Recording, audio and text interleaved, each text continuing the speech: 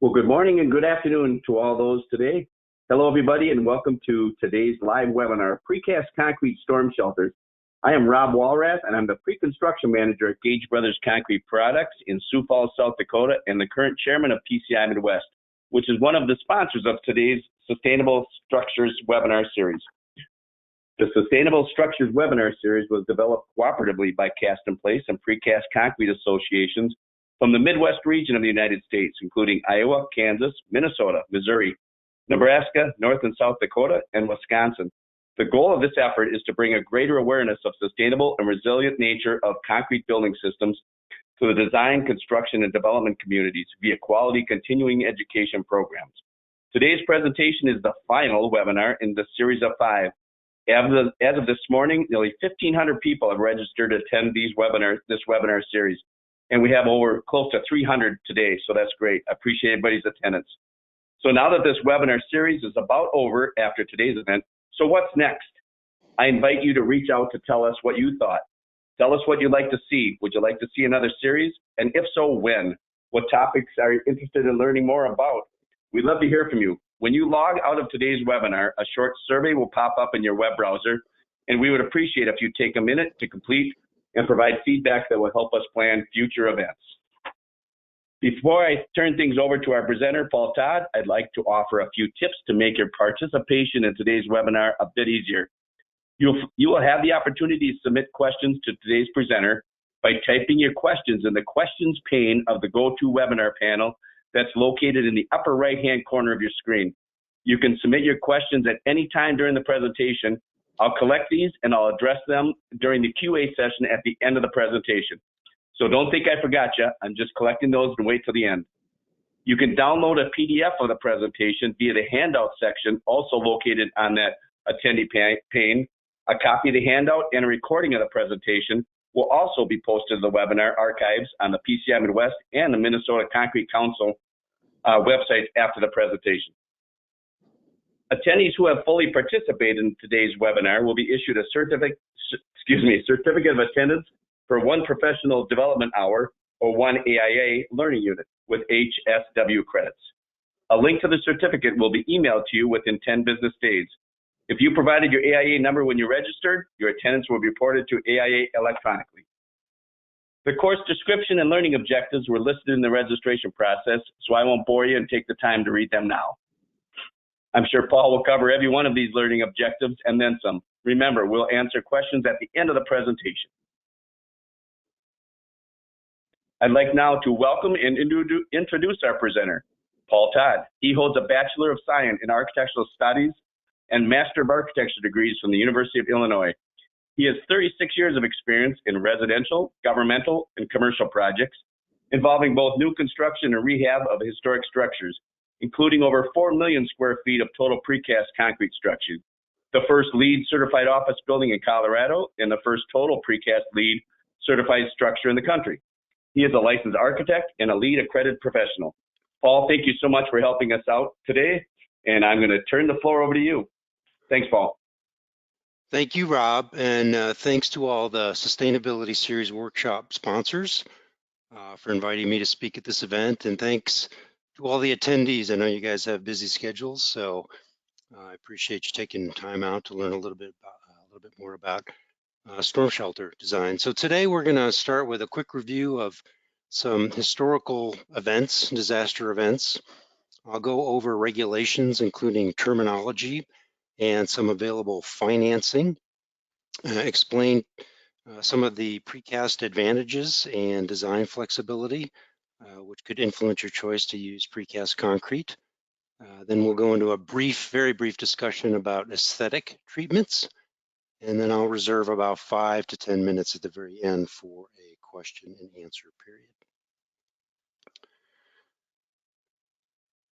So the right photograph, which was taken in August of 1884 in a territory which is now South Dakota, was thought to be the very first photograph of a tornado ever taken. An impressive photograph with a main funnel and 2 smaller funnels, but actually the photograph on the left which was taken in Garnett, Kansas, the same year, 1884, in the spring by an orchard farmer, is really thought to be the first photograph of a tornado. In this case, it is described as a rope tornado.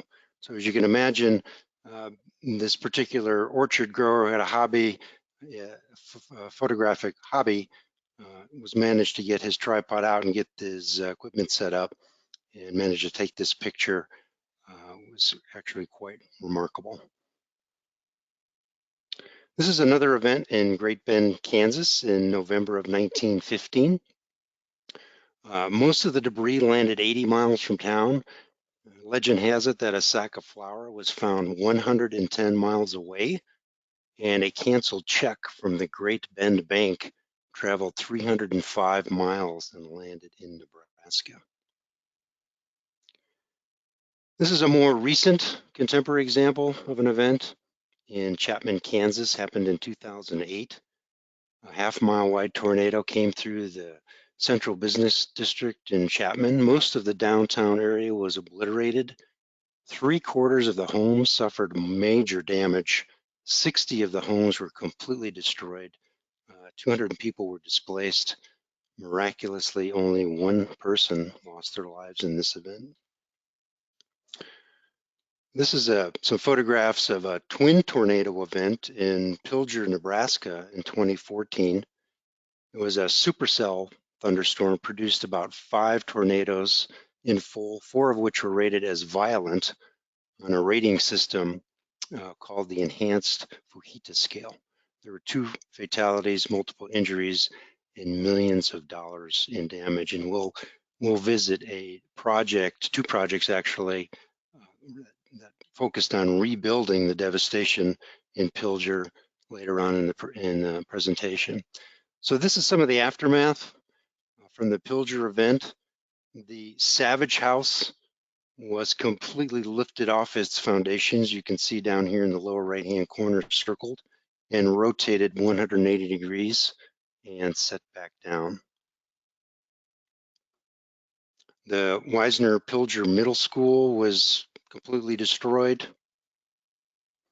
So how can we predict and warn citizens? There's various mechanisms in place to do these, to alert citizens of events. Doppler radar is an important technology, as well as satellite imagery, infrasound, and eyewitness reports. There is a program by the National Weather Service called Skywarn, and they train citizens on how to spot tornadoes, funnel clouds, and wall clouds, and other severe weather phenomenon. So used in tandem with other spotters, such as the Amateur Radio Emergency Service, the news media, local law enforcement, and emergency management organizations, all relay information to the National Weather Service for their verification. This NOAA map summarizes the high-intensity tornado events from 1950 to 2006. So it spans a 56-year period. The areas in red represent 15 recorded tornadoes within that 56-year period. So that's about 3.5 tornadoes, or sorry, 3.5 years between tornado events in the red areas. This area is commonly referred to as Tornado Alley. I'm sure folks that are listening in here that are in the Midwest are familiar with that designation. And according to the National Climatic Data Center, tornadoes can happen, believe it or not, any time of the year. However, a higher percentage of tornadoes can occur in the spring and midsummer throughout Tornado Alley, which basically consists of northern Texas, Oklahoma, Kansas, Iowa, Nebraska, and southern part of Minnesota. In terms of event and losses associated with events, they are very significant. Hurricanes are more destructive per event, but tornadoes are more frequent and are responsible for 57% of all insurance claims. Recent year, 2017, there were over 1,400 recorded tornadoes, resulting in 35 deaths, $5 billion in property loss. But an average year sees 62 deaths, 509, the deadliest year was in 1953, which saw 519 deaths. And the longest tornado track swept through an area, Tornado Alley, that was just under 300 miles in 1925. So everybody knows what a tornado looks like, right? Debris is scattered around with trees and homes and other objects, different directions. But there is a new designation for a wind event called a derecho, and that's Spanish for the words right or straight ahead. And these are noted because of their uniform straight line winds. These events can produce gusts up to 58 miles an hour with isolated bursts as high as 75 to 100 miles an hour. And by definition, the wind damage must be over 240 miles in coverage. So when you say derecho and you mean straight ahead, how straight is that?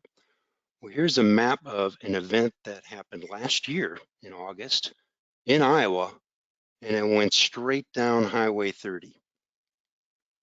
So these are resulting in 13 deaths. These are very different from tornadoes, but just as deadly and just as dangerous. The terminology for the various types of warnings and watches: the watch means that a tornado is possible. You're supposed to remain vigilant for approaching storms, watching the sky, stay tuned to weather radio, commercial radio, or television. A warning means that a tornado has been sighted or indicated by weather radar. So the warning means that you need to take shelter immediately. So applicable regulations involving storm shelter design. You'll hear me talk about 3 documents today. The first of which is ICC 500-2020. It is a standard for the design and construction of storm shelters. This document is produced by the International Code Council, and it's the same organization that produces what you're probably using now for a building code, which is the second document we're going to refer to today, and that's the International Building Code. There is a third document, which is actually a guideline called FEMA 361, which we'll refer to when we begin talking about requirements for storm shelters related to the ICC 500-2020. But ICC 500-2020 is referenced in the building codes, both the International Building Code and the Residential Code. So it is a readily enforceable standard, much like ANSI A117.1 is a readily enforceable standard for accessibility compliance. So ADA is the law that got passed in Washington, and then ANSI A117.1 is the standard which is adopted through the building code, through the regulatory and jurisdictional process.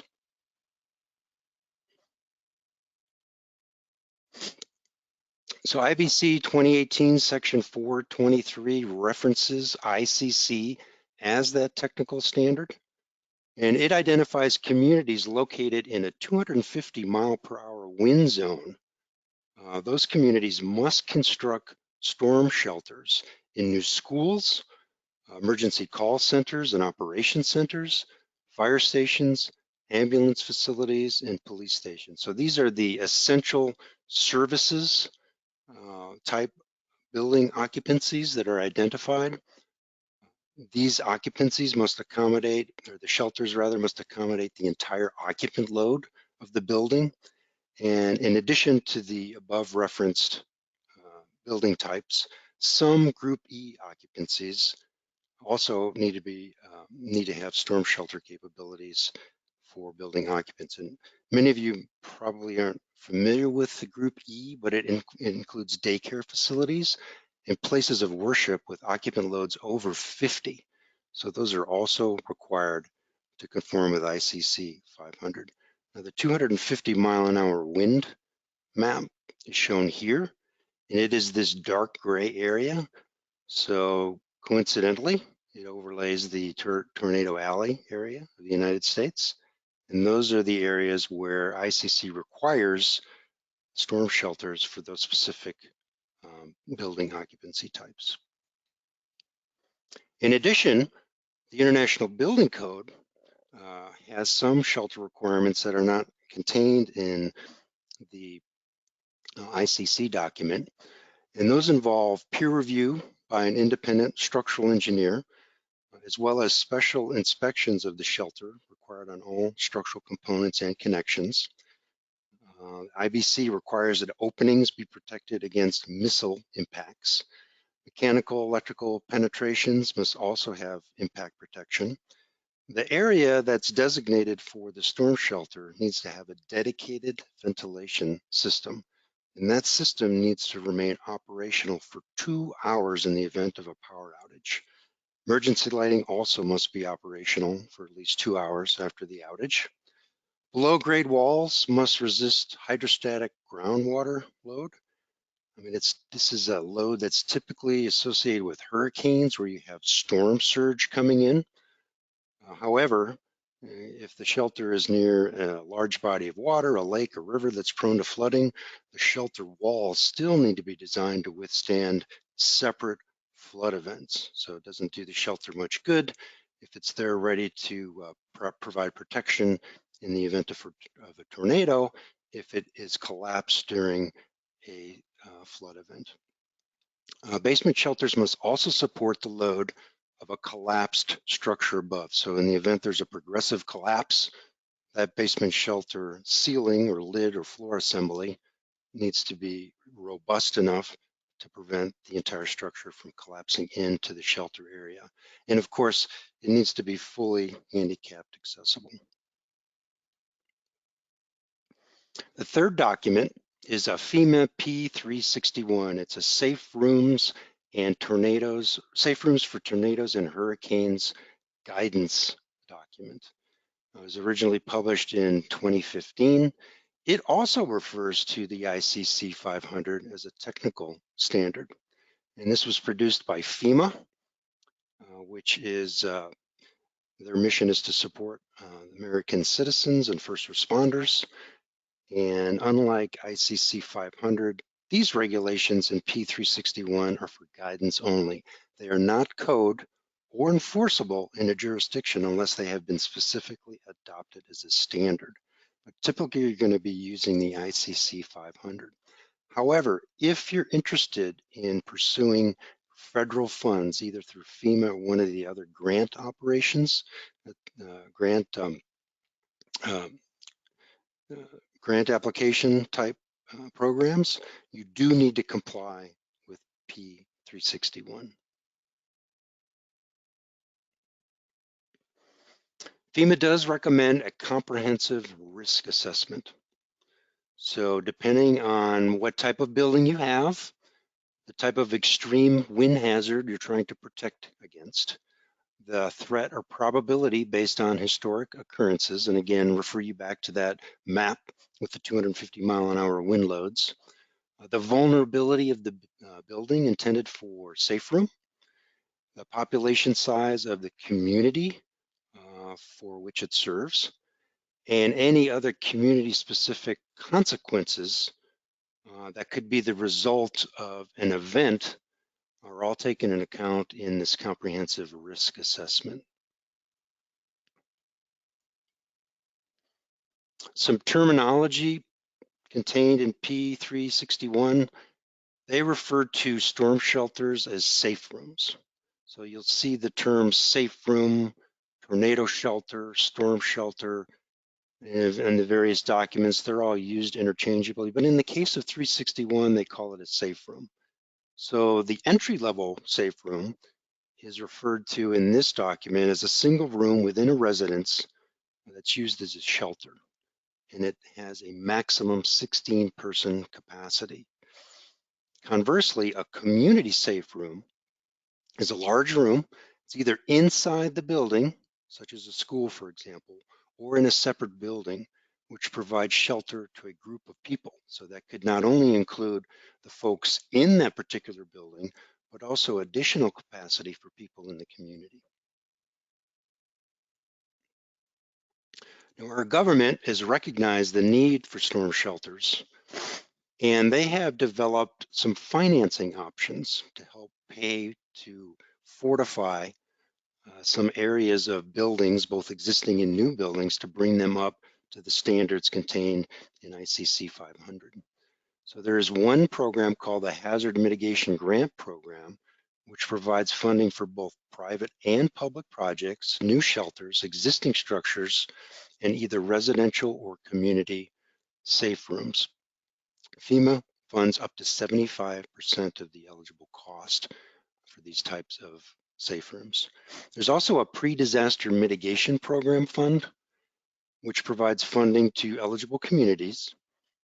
Priorities placed on projects that address national flood insurance programs.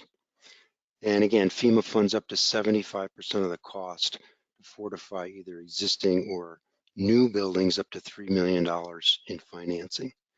So if you're interested, you have a client that's interested, or you're doing a project that is one of the building types identified as having to be required to have storm shelter capabilities, I encourage you to visit FEMA.gov Safe Room Funding for more information to finance your project. There are some other financing options available.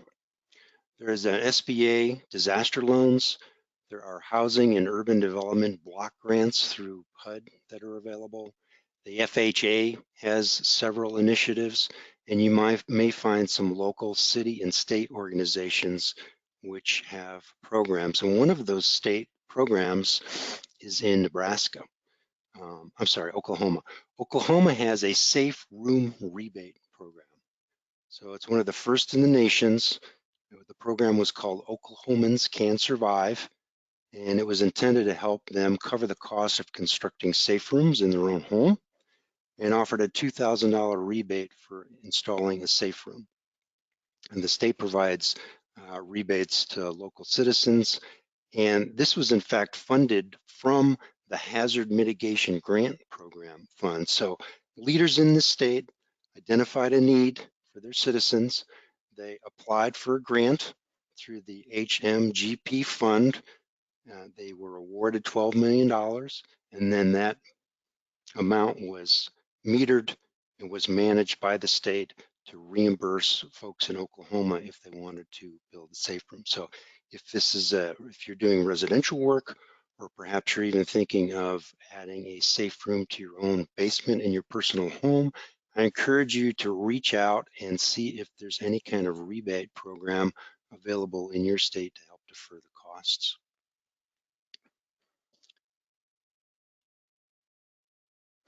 We'll talk about Precast Advantages now. Why should we use precast concrete to build areas inside buildings for safe rooms? One is accelerated schedule. So think of precast concrete as actually prefabrication. So while you as an architect are busy finishing up the permit drawings, if the precast is released early, fabrication of the building parts can begin off-site, so that when permits are issued and it goes through zoning and the zoning is approved, that there is a backlog of building parts available, which can be delivered to the site quickly and erected as soon as the foundation is in place. You can also have both integral exterior and interior finishes, which again helps with scheduling. And you can coordinate structural penetrations for mechanical, electrical, so you streamline the assembly of the building as the various subtrades arrive and begin installing their subsystems. Precast concrete offers you design flexibility. It is available in a multitude of different finishes, which we'll touch on briefly at the end of the presentation. And it does have resiliency for wind speed design. I'll show you a quick video in a second demonstrating its resiliency against projectiles. Of course, concrete and cement has built-in fire resistance, and quality control is a big one. Most precast concrete is fabricated in PCI certified plants, which are subject to inspections, as well as PCI certified employee training to ensure quality control in all the various components. PCI standards included for quality control. Rob. Yes, sir. This is Rob. Sorry to interrupt. I got a comment that says your voice keeps fading in and out. So I don't know if you're moving back from your computer or not, but just keep that in mind. Okay, thank you. Thank you. I'll drop my headset down here for a second. So Precast Advantages, the PCI standards that are in place, which you'll want to reference in your specifications, there's actually two. There's PCI MLL 116, which is the quality control for structural precast concrete. And then there's also the 117 version of quality control for architectural precast concrete. So these contain all the various tolerances and mixed designs and fabrication techniques and quality control that you want to make sure to integrate into your project specifications. So this video shows an air cannon that can shoot a 2x4 into a wall mock-up that shows the ability of various wall types to resist these cannon tests, to resist these 2x4s. And there's basically 4 different wall assemblies here. There's a vinyl wood frame one you'll see first, and this is the type of house that I personally live in. And as you can see, this 2x4 goes right through the siding with the 2x4 backup, no resistance whatsoever. Now, if you live in a brick veneer home over a wood stud, you can see from this video, not much that improved. Commercial brick veneer on a steel stud backup with a more robust sheathing is shown here. Again, not very much resistance. But precast concrete, and this is a composite panel, nary a scratch, bounces right off. This panel performs extremely well with the missile projectile test that is required to satisfied in the building code.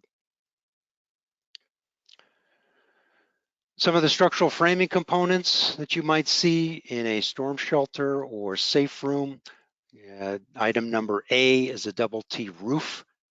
These members are flown in with a crane set on the wall panels. They do meet FEMA P361.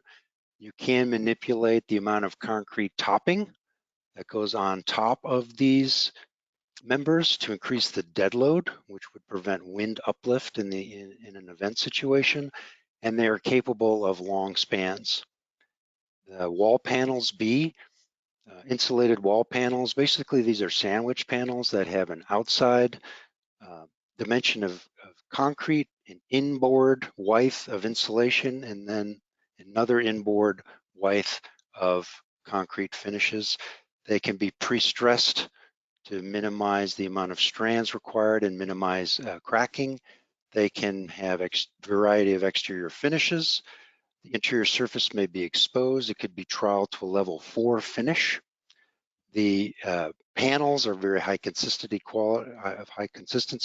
quality, and durability because they are manufactured in a factory setting.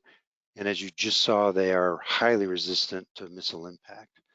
And as an added benefit, the insulated wall panels have great thermal efficiency. The continuous insulation bridges the panel thermally so you don't get telegraphing heat and cooling loss through the panel. Insulation can yield as high as R5 per inch, and very high R factors can be easily achieved just by increasing the dimension of the insulation inside the panel itself. As I mentioned before, accelerated schedule can be done because of prefabrication off-site. There is less site disturbance. There's no mixing or forming or pouring of concrete on site. There's no job waste. These panels come off the trailer without any packing materials or any type of crating, wrapping, etc. There is a reduced contractor overhead and costs and risks because there's less trades involved, which means that if you can get the project up and running quicker, your owner may have less financing costs. And of course, you can get the enclosure done much quicker. Here's an example of a quick assembly. This gym in Buffalo, Missouri was constructed in 2 weeks while the kids were off on Christmas break. This is that structure. It is a community shelter. So not only was it designed to hold the student population, but it was also designed with the capacity for extra members of the community. It's a little over 10,000 square feet. It's 95 by 110. The roof structure was framed using 14 double T's.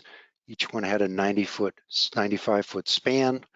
They were 8 feet wide, 50 inches deep.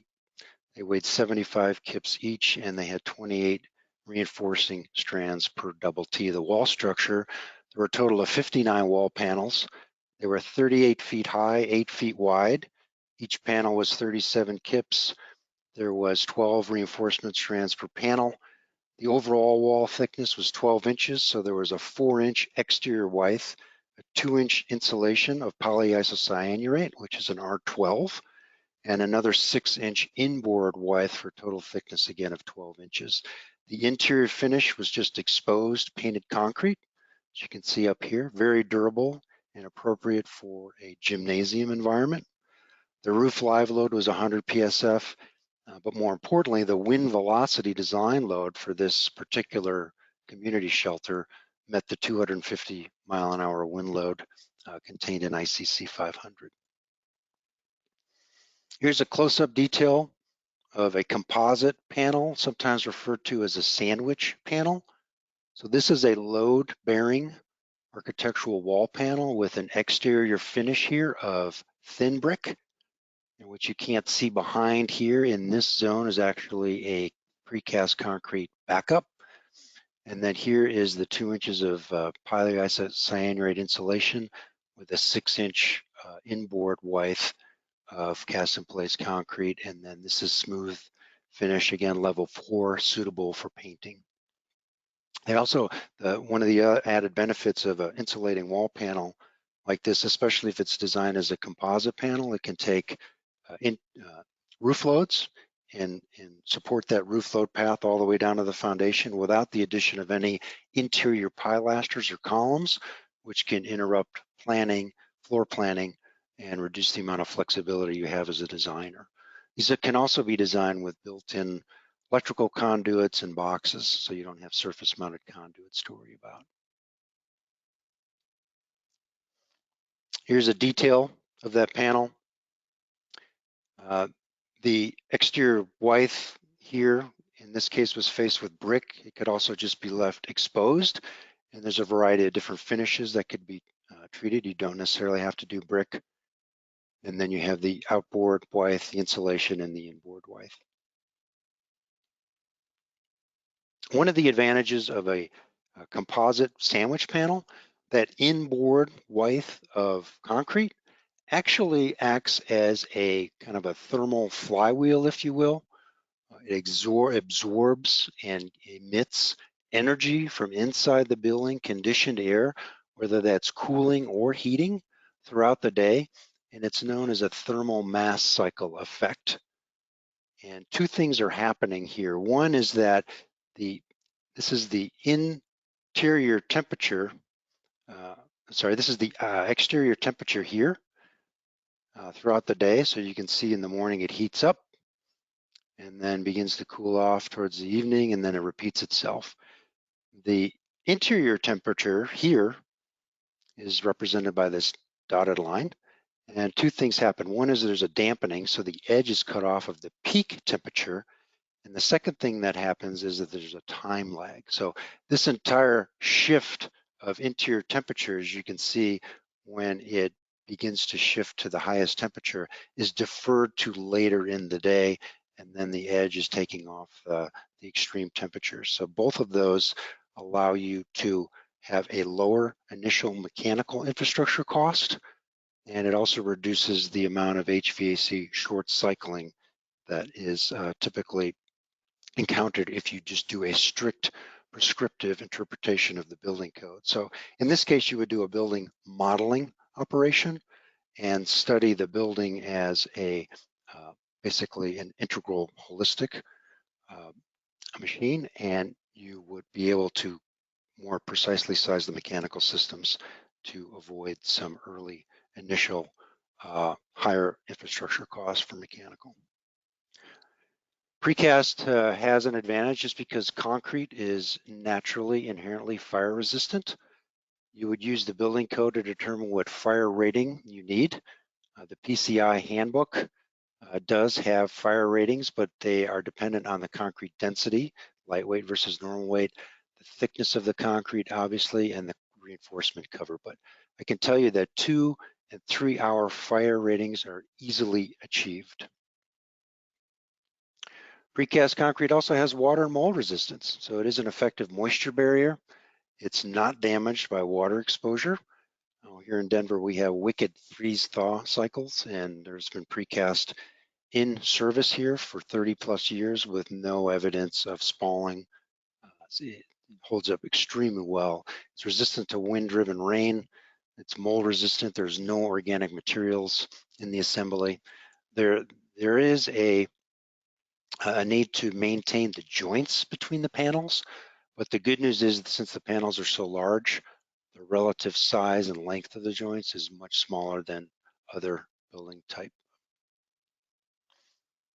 PCI certified plants have to go through a certification process where they are inspected and audited annually.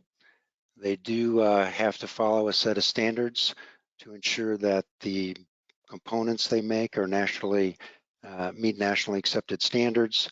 There's a comprehensive internal quality management system which must be followed, and they are randomly audited to make sure they're compliant. They also have their employees go through certification levels.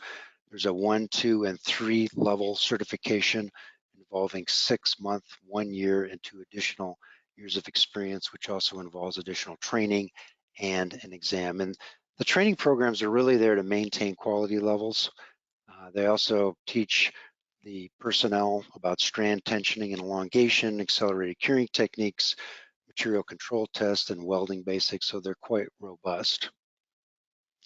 One thing I like to tell fellow designers is that, when you are designing a building, it's really great to engage the precaster early on. Think of them as more of a team member than just somebody that's providing a product to you. They're invaluable when it comes to coordinating the architectural needs that you have with the structural and mechanical design. They can also consider multifunctional solutions and make suggestions for different areas which may be more easily fortified than others in a building. They can conduct assessments to help determine those shelter goals and safe room goals to help you comply with the regulatory requirements for safe rooms. So here's some examples of a safe room. These are primarily for residential uses. It's entirely separated. It's designed for ICC 500. As I mentioned, there are FEMA funds available for safe rooms. Again, these are just standalone, smaller safe rooms. But more commonly, there are shelters that are integrated in schools. And the reason that schools are a great opportunity for safe rooms is that, they're important in the community. They form part of the community's identity. They are typically in central and familiar locations. And even if a parent or a citizen doesn't have children in a particular school, chances are they've attended the school for one event or another, especially in smaller community areas. Obviously, children are a high priority for protection. In this case, in New Kelly Elementary School, the hallway areas were designated as refuge areas, but school gyms can also be used as shelters, and those are also ideal.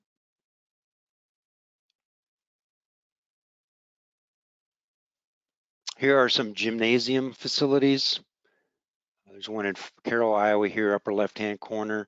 The Pilger event that I mentioned in Nebraska, which wiped out the middle school, it's been rebuilt using precast concrete, and you see that here in the upper right-hand corner. There's another gymnasium in Sheldon, Iowa, lower left-hand corner, which was rebuilt. And then in Mustang, Oklahoma, there was a shelter built in a gym. So gyms are not the only area that you could use for a shelter area. In this case, in Pittsburgh, Kansas, they decided that the locker area could serve as a shelter area. And the benefit of this area in a building is that it has built-in restrooms. So there's really no need to leave the shelter area during an event. Also, there is you'd be more likely not to put a bunch of windows in a locker area. So in this case, the designers felt that the locker area was more appropriate than the gymnasium. So that's what they designed. You can also use a cafeteria. In this case, in Pittsburgh, Kansas, they had a high school cafeteria in Shelter Edition that was planned as part of a larger renovation project, which works quite well as well. Or you can think about it as a initial phase of a multi-phase project. This happens to be the first phase of a library, which is basically a plinth was built as a storm shelter, and then it was designed so that a future library could be built on top.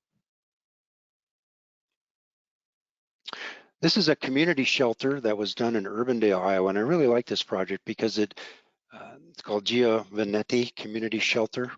It was originally planned as a park shelter, and the city had a budget of $850,000.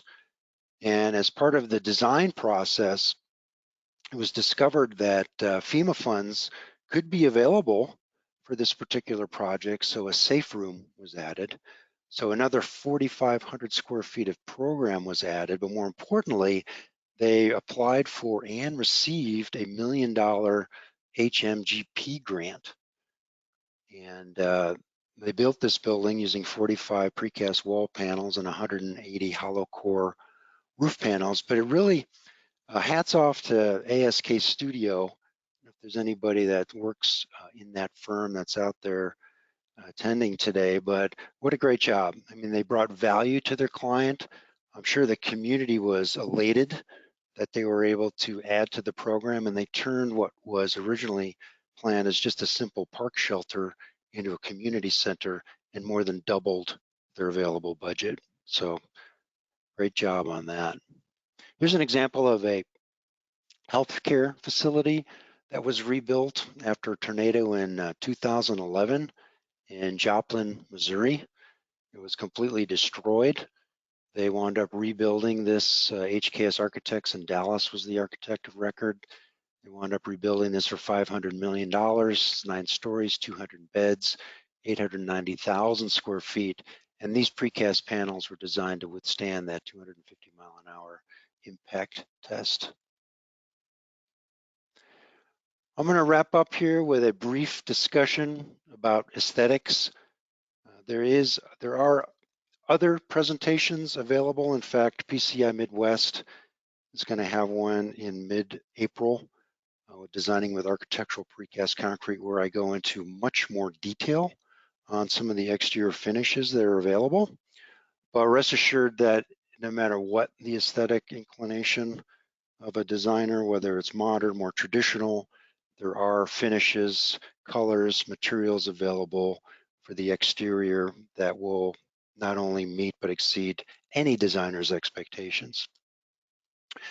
Typically, precast panels are designed with 2 mixes. There is a face mix, which is the mix that faces outside the building, and then there's a backing mix, and that backing mix faces inside the building. And the reason there's 2 mixes basically is because of cost. The face mix is typically a white cement, which is more expensive than gray cement. It can also contain supplemental cementing materials, such as fly ash. There's also various pigmentations that can be added, mostly in a gel type form, in water. So cement is combined with cementing materials, local aggregates, and I recommend designers use local gap grade aggregates, and the aggregates are both fine aggregates, those are the sands, as well as coarse aggregates. Those are combined with the paste or the matrix, as it will, which is the cement.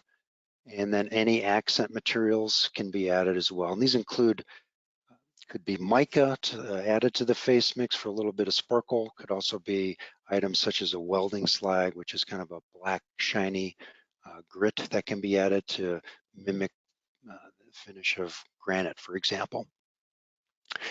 So with that mix design in mind, this illustration shows the same mix design, but the overall look is manipulated by the surface texture. So all of these 5 finishes are the same exact face mix design, and you can leave it as cast, which basically means you just strip it out of the form and wash the releasing form oil off of it, and you're done. You can use sandblast, which actually puts a little bit of a haze, and you begin to expose a little bit more into the matrix some of the other aggregates. You can use an acid etch, where they use a light muriatic acid on the finish and then a light wash to expose more of the fines. You can use an exposed aggregate, where they actually use a retarder that's placed in the form prior to placing the face mix concrete, and then when that is stripped, they wash off the retarder, which exposes more of the rough, larger aggregate behind it. And then, of course, at the very smoothest finish, you can achieve as a polished type finish, which is usually reserved for smaller areas on panels. I've seen polished finishes done on the bottom of a panel, where it would be more susceptible to dirt and traffic, etc. But those are the different finishes. Where would you start? PCI has a great color and texture selection guide. There's like 500 different types of mix designs in this guide. But most importantly, it gives the designer a recipe, a generic recipe of what's in these particular mixes. And it's a good starting point. So you can go through this book, pick out a finish that's close. Maybe you don't like the texture, maybe you like the texture but don't like the color, but at least it's a starting point where you can meet with your local precast producer and you can begin to design the mix using this as a start, but more importantly, use local gap graded aggregates, et cetera, to keep samples, or keep your costs within reason. When you are choosing a sample and you are thinking about a particular mix for a building you may have in mind, the local precaster can also advise you on what type of finishes would work best. So if you're working in an urban situation, those types of finishes and recommended treatments to the exterior may be different than in a more rural environment, just because the pollution, smog, acid rain, etc., could potentially affect the finish. Also, if you are near a body of water that's susceptible to rain, fog, lots of humidity, if you're doing a project on the coast, for example, they may dissuade you from certain finishes just because they don't hold up well. But clearly, I think the best place to start is with your local precaster. When it comes to adding different types of visual interest to a form, the most simple is called a reveal. These are basically strips of wood that are attached into the form prior to the face mix being placed. It's been my experience that precast producers will give you as many of these as they want. It really helps them do their job. They do have a bevel on them or a draft on them. You can kind of see the tapered sides, which allows the precast product to be released from the form without damaging the reveal, so that the form can be reused. And then, of course, form liners. There's a variety of polyurethane form liners, literally hundreds, if not thousands, of different form liners. They can simulate any kind of texture, from ribbing, striation, hammering, wood, stone, bark. And there's custom form liners available too. I've seen form liners made of cloth. I've worked on projects where we've had clay mock-ups done and then cast custom form liners. There's also form liners that not only can be flexible polyurethane, but recyclable styrene. So plenty of different options here. You can also do a thin brick veneer. And some of the benefits of thin brick veneer are simplified design. Obviously, you don't have the mason subcontractor on site putting the brick up as they go with tenting and temporary heat. It reduces the construction site impact. It is more durable. There's less energy, embodied energy to produce these thin bricks than normal size brick. So there could be savings. And in fact, there was a lead point earned for innovation and technology by a project that used thin brick, because they were able to prove through extraction and firing and transportation costs that there were benefits of almost $70,000 for this particular project by going the thin brick route. And that's what these look like. So you have a polystyrene mold that gets put in the bottom of the form, and as well as the sidewall of the form. And then these thin bricks are clicked in. There's a little silicone wiper that's here that prevents the backing mix from bleeding through to the face of the brick. And in this case, you can see through this section, the backing mix forms the mortar joints, and there's some mechanical keyways in the backs of the brick that prevent these bricks from spalling off. And of course, you can do multiple finishes in one panel. So this panel on the left, you can see a stone with a brick with a light acid etch finish. And the panel here on the right is a retarded finish with a light acid etch finish. For additional resources, I suggest PCI Midwest. They have a variety of printed publications, including the PCI Architectural Precast book, 3rd edition. There's also a design handbook that is a bit more technical. They have periodicals, PCI Journal and Ascent Magazine, which come out regularly. And then PCI Midwest, PCI.org, ICC Safe, as well as the FEMA, HUD, and small business government websites. And of course, any of today's sponsors. So with that in mind, I'd like to thank you for attending today. I will open it up for some questions. Thanks, Paul. Like we said at the beginning, if you've got questions, you can still type them into your pane on the right side. If you do have to leave, we had really good attendance. We got over 200. I've got about 8 to 10 questions. Some of them are very quick, and some might be elaborate a little bit. Paul, again, thank you very much. For those that do have to leave, we would appreciate if you'd fill out that little survey. All right, I'm going to dive right into questions, and some of these have been answered. Can storm shelters have high-end architectural precast, architectural finishes? Absolutely. I think we've answered that one. Yep, absolutely. Where can I find out more? I'm sorry, Paul, go ahead. Sorry to interrupt you, Rob, but as a designer, I mean, there's no other material that I can think of that gives you as much flexibility as you want in terms of architectural finish. And one item I want to point out as a precaster, if you go to PCI.org and see that item that he talked about with the different colors and finishes available, you really need to make sure you talk to your local precaster, because they may say this limestone, but that limestone might have been out of Mexico or or a granite out of Canada or something, which really affects cost. So you really need to contact your local precaster. All right, on to the next one. Where can I find out more about connections for storm shelters? Connections or storm shelters, again, your local precaster can help you. Typically, architects work with structural engineers. They should be able to design just about any kind of connection that you would encounter in a storm shelter situation. So typically what happens is that there is an engineer on board with the precaster, as well as you as an architect would have an engineer of record under your contract. And the engineer of record would basically provide the design loads and the load paths to the engineers at the precaster, and then the precaster would design the specific connections to satisfy those loads. Perfect. Another question regarding schools. It seems like storm shelters are being more prevalent in the design of school construction. I think we talked about that one a lot, but it asks, can you elaborate? Yeah, well, schools, as I mentioned, they're readily identifiable kind of landmarks, especially in smaller communities.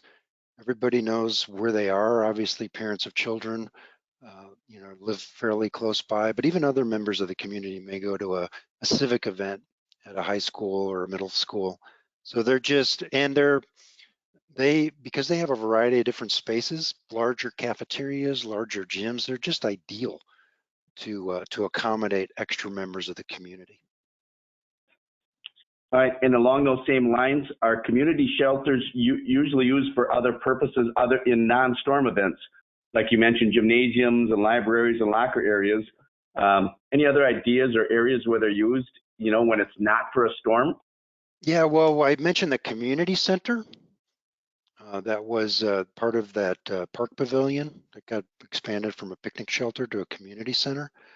But you even see the, you know, the hallway, for example, in that one school, but that hallway could be in any building type. It could be in a government center, could be in a building permit center. It could be in a, you know, like an administrative or a, like a public works building for that matter. So if it's a hallway or a locker room or a large space, a theater, for example, it could all be made fortified to handle a storm event and qualify for that ICC 500 storm shelter requirements. Which leads me right into my two-part question. Your slide is showing ICC 500 to 2014. Which building code is including ICC 500 2020? Well, actually, the handout did show 2014. And I don't know if you noticed in the presentation, but I did update that to 2020. That just came out recently. So really depends on your local jurisdiction. So obviously, my experience has been building departments are typically a couple years behind. Sometimes they're more than 5 or 6 years behind in terms of adopting the IBC. Here in Denver, we've adopted the IBC 2018. So when they go and adopt the next version of the IBC, they'll probably adopt the ICC 2020. So there are some changes from code to code. I haven't gone into the ICC 2020 to see how different it is from the 2014 version, but check your local building department, see what IBC code they're currently under, and they will tell you in that code whether they've adopted the 2014 or a different code. All right, the other part of that question was from a different individual. You mentioned the ICC 500 2020. Has this version been adopted? Again, it just depends on your local jurisdiction. It is referenced in the building code, the IBC. So if the IBC adopted the 2020 ICC 500, then yes, it's in there. So just check your local jurisdiction to see which code they're operating under. All right. I got a question. Seems like a hallway used for storm shelter would need a lot of storm-rated doors, which are expensive. Is that true? Well, the beauty of a hallway is that it didn't, in the case that I showed, it didn't have any exterior openings. So exterior openings are typically the most vulnerable parts of a storm shelter. So that's why you see gyms, for example, with no windows in them. The hallways are ideal because typically in a school, those are load-bearing walls. So the Precaster may already have a 4 or 6 inch, a 6-inch load-bearing wall there to begin with. So you're basically benefiting from the impact resistance from that wall because it's already there supporting the roof structure above. In terms of the interior doors, a solid core door and a welded hollow metal frame should be sufficient to withstand that 100-mile-an-hour missile impact test. And then a follow-up right to that, another question came in. Don't interior doors to non-storm rated areas of a building need to be rated? Correct. They need to comply with that missile impact test. All right. I had a question. That test that you did with the 2x4 shooting against the metal or the brick in the Yes. siding, the one against the precast, was that a solid panel or an insulated panel? That was an insulated composite panel. Perfect. All right, then I have a question that goes with that. Having designed a FEMA 361 about 20 years ago, has there been a means of determining what force magnitude is for the 2x4, 10-foot long, traveling at 100 miles an hour, impacting the wall is? We used work principle to determine the force, and it was significant. But what your video shows, the 2x4 fails, splinters upon hitting the precast wall. Our answer was that the 2x4 by 10-foot long has an ultimate compressive load of 17 kips. I think the question was at the beginning, is there a means of determining what force magnitude is for the 2x4 impacting the wall? I'm sure there is, but I don't know what that would be. All right. Sorry. Let's move on. I have found that exterior metal doors do well in shelters as long as the building burglar proofing goes a long way to storm proofing. Okay, that's a good comment. Yep. Got a question regarding the electrical conduit that you mentioned. The built-in electrical conduits do not compromise the precast. Do the electrical conduits compromise the sandwich panel? How many conduits could run in these panels, and do you need to increase your panel depth or thickness to account for the integrated concrete? I'm sorry. You need to increase your concrete depth to account for the integrated conduit and boxes. Let me answer that quick from a precast side. Again, contact your local precaster. It's an easy answer. But really, I would look at those as as kind of an opening, so precast can handle openings. So it kind of goes to that. But as far as different precasters do the electrical differently, some have the electrical contractor come right into the precaster's plant.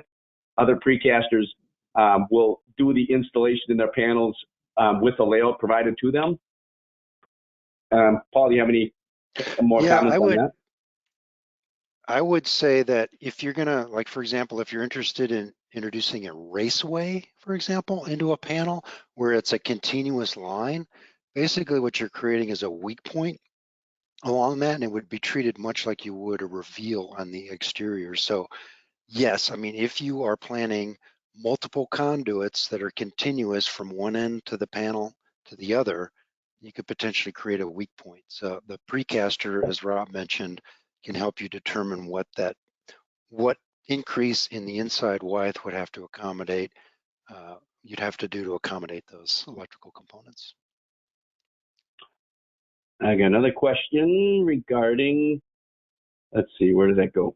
What is the detail for a double T connection to the top of the wall panel? I'm assuming this double T would be into a connection of an insulated wall panel. And how is the thermal envelope maintained? The thermal, well, I'll answer the connection part first. So these T's typically sit in either a pocket or some type of ledge, and that ledge is most typically, it could be a build out. It's called a haunch, if you will. So you would, on the back of the wall panel, you would build out this haunch, and then the T-leg would sit onto that. You can't do two pockets because you can't swing the double T into one side of the pocket and get it in on the other side of the bearing point and the other side of the pocket. So you might have a pocket on one side and then a haunch on another. And they're typically placed on a shim stack, grouted, and then there's a clip connection that is welded. So there's a mechanical connection from the double T down to the haunch surface itself. In terms of insulation continuity, the insulated wall panel has insulation from top to bottom. So it will extend vertically up past the double T and stop just short of the parapet. The roof insulation will span horizontally across the roof and stop at the inside face of the parapet. And then there's additional insulation sometimes inserted between any gaps you may have between the double T and the wall panel. So you do have a continuous insulation envelope using insulated wall panels and then roof insulation. Seems like the hot topic is doors in storm shelters. I got two more in that regard. Can exterior doors in storm shelters have electrified security hardware, i.e. card readers? Card readers from the exterior?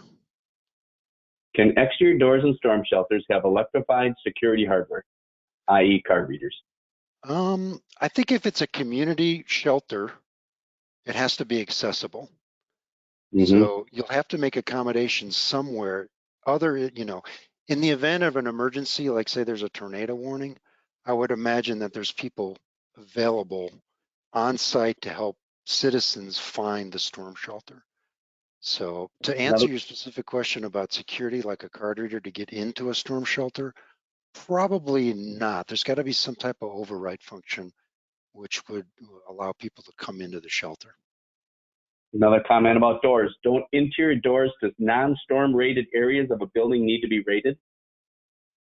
Non-storm rated buildings need to be rated? Right. Don't think so.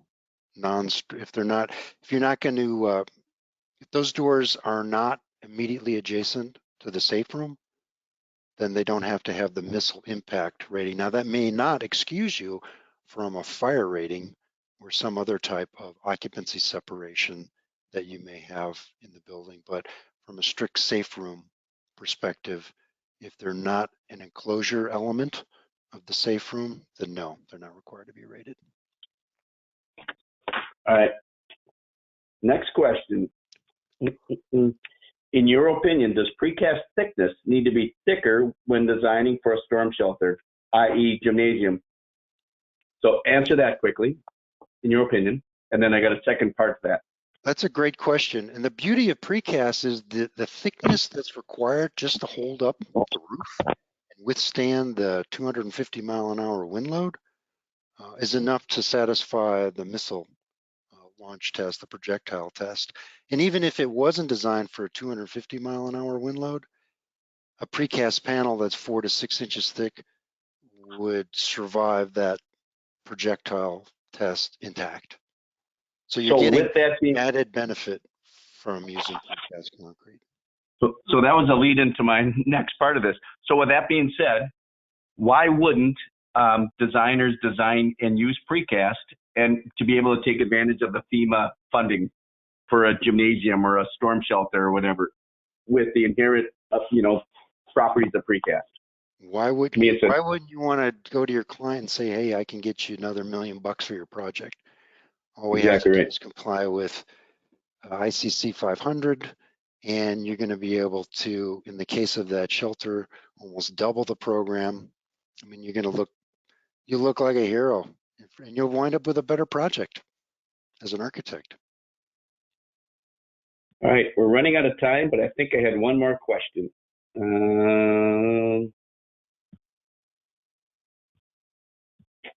Sorry, here I just lost my questions.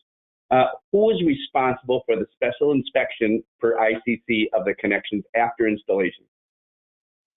That's going to be a third party.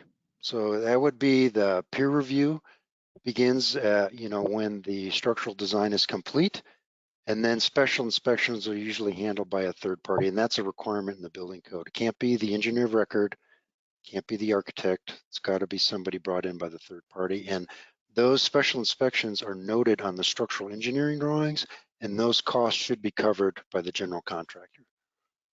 Perfect.